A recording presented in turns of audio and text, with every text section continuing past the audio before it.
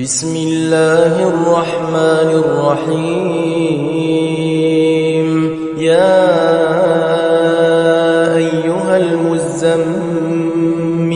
قم الليل إلا قليلا نصفه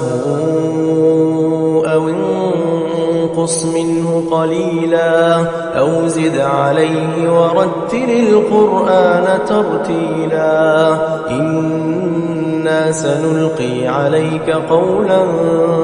ثقيلا إن ناشئة الليل هي أشد وطئا وأقوم قيلا إن لك في النهار سبحا طويلا واذكر اسم ربك وتبتل إليه تبتيلا رب المشرق والمغرب لا إله إلا هو فاتخذه وكيلا واصبر على ما يقولون واهجرهم هجرا جميلا وذرني والمكذبين أولي النعمة ومهلهم قليلا إن لدينا أنكالا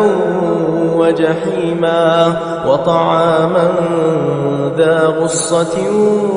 وعذابا أليما يوم ترجف الأرض والجبال وكانت الجبال كثيبا مهيلا إنا أرسلنا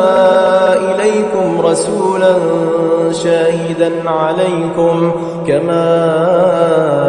أرسلنا إلى فرعون رسولا فعصى فرعون الرسول فأخذناه أخذا وبيلا فكيف تتقون إن كفرتم يوما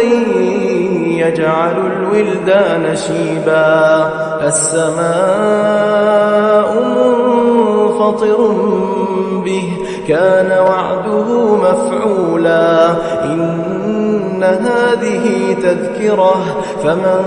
شاء اتخذ إلى ربه سبيلا إن ربك يعلم أنك تقوم أدنى من ثلثي الليل ونصفه وثلثه وطائفة من الذين معك والله يقدر الليل والنهار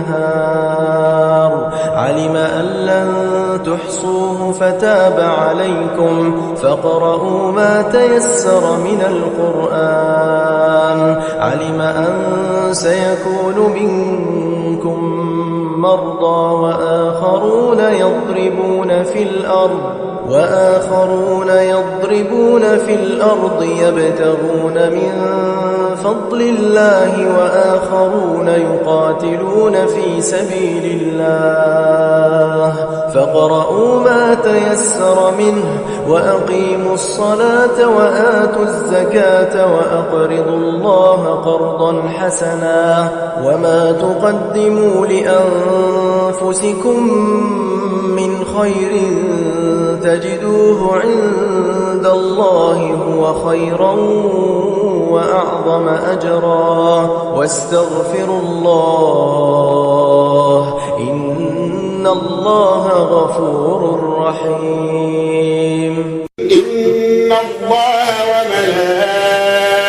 وملائكته يصلون على النبي